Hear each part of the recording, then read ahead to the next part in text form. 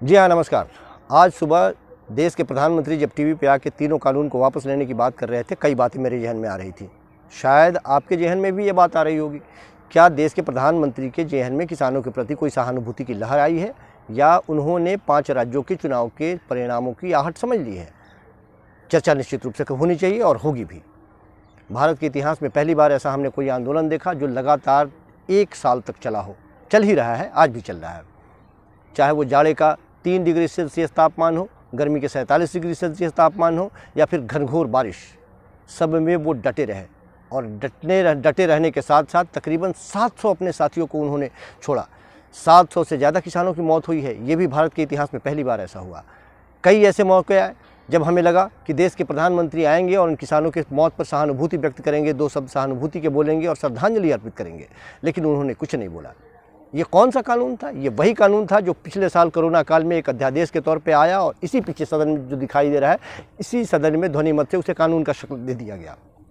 और जब कानून का शक्ल दे दिया गया, किसानों के प्रति धन्यवाद ज्ञापन दे दी गई, उनको बधाइयाँ दे दी गई। अगले चंद दिनों के बाद में वही किसान उस कानून को लेकर के सड़कों पर वापस धरने पर बैठ गए। उन्हें दिल्ली नहीं आने दिया गया। दिल्ली के तमाम उन अलग अलग बॉर्डरों पर बैठ गए वो, और डटे रहे। लगातार वो कहते रहे, समझाने का प्रयास करते रहे कि ये कानून हमारे लिए बेहतर नहीं है, इसे वापस लीजिए। यदि आप हमारी बेहतरी के लिए कोई कानून बना रहे हैं तो हमसे पूछ लीजिए, हमसे राय लीजिए। आप ऐसी इलाज कीजिए या ऐसी दवा हमें दीजिए जो हमें सूट करे। ये कानून हमें सूट नहीं कर रहा है। आप हमारे लिए कुछ ऐसा कानून बना रहे हैं जो देश के बड़े बड़े पूंजीपति घरानों के हाथों में हमारी सारी शक्तियाँ चली जाएंगी। हम जिस ज़मीन के आज मालिक हैं, कल हम उसके गुलाम हो जाएंगे, हम नौकर हो जाएंगे, अपने ही खेतों में काम करने वाले लोग हो जाएंगे। हमें सही समय पे पैसे नहीं मिलेंगे।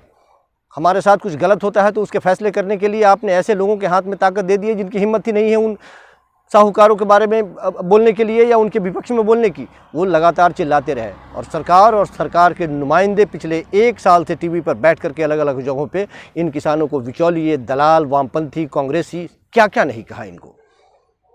खालिस्तानी, किसानों को खालिस्तानी तक इन लोगों ने बता दिया, और लगातार वो कल तक बताते चले आ रहे हैं। आज किस मुंह से बोलेंगे, वो क्या जवाब देंगे? पूछता है पूरा हिंदुस्तान कि आज क्या जवाब देंगे, कहाँ जाएंगे, कहाँ मुँह छिपाएंगे आप? केवल और केवल हार के डर से एक प्रधानमंत्री को हमने आज देखा इस कानून को वापस लेते हुए। कोई सहानुभूति नहीं।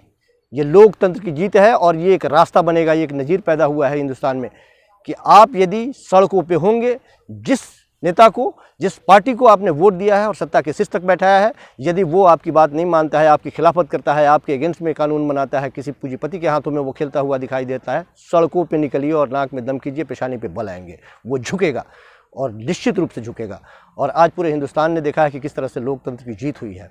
रास्ते अभी बंद नहीं हुए, रार अभी खत्म नहीं हुआ है। क्योंकि पहली बार ऐसा भी हुआ है कि देश के प्रधानमंत्री के कथनी पर कोई यकीन करने को तैयार नहीं है। प्रधानमंत्री ने कहा, किसानों ने कहा अभी भी कि हमें इनकी बातों पे साफ भरोसा नहीं होता है। ये कहते कुछ और हैं और करते कुछ और हैं। जब तक ये कानून वापस नहीं लिए जाते, जब तक एमएसपी पे कानून बनाने की बात नहीं होती, जब तक लिखित में कोई समझौता नहीं होता, हमें इनकी बातों पे भरोसा नहीं है। शर्म की बात है ये।